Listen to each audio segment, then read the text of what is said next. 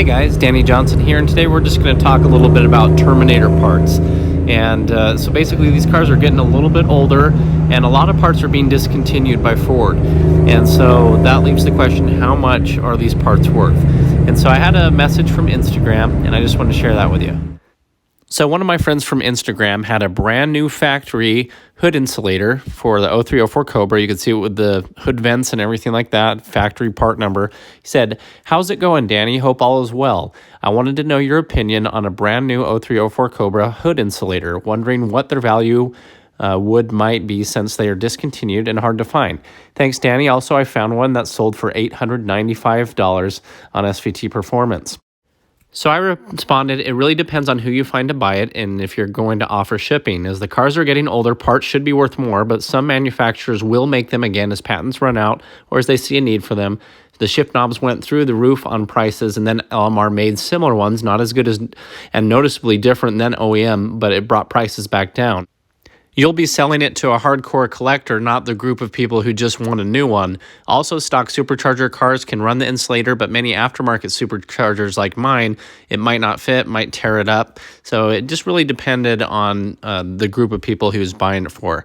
I also warned him at the very end, just be prepared to get some pretty bad, nasty comments when you go to sell parts that are pristine condition and for a higher price. So I actually did see that he listed it, and then 2 days later, he said, "Well, thank you, Danny, for the advice. I posted the hood insulator on Facebook and offer up. Sold it within 2 days for $800 plus shipping. Buyer bought the shipping. Glad to know it went to a collector for sure. I had numerous nasty comments, and no one will buy a hood insulator for that price." You know, all that kind of stuff. But anyway, he said it'd make a good YouTube video. So I decided to share this and just kind of talk about it. And so, you know, some of these parts, interestingly enough, you'll see in some videos I'll put in the video description, are being remade even through Ford. They're being outsourced by some of the same people who made them in the first place, like the hood vents, some of the fog light bezels. So check the video description for that. It's kind of cool to see that they can be offered again and they look identical. But I talk about this a lot with my brother Justin SVT. We talk about which parts we would like to just stock up on and buy.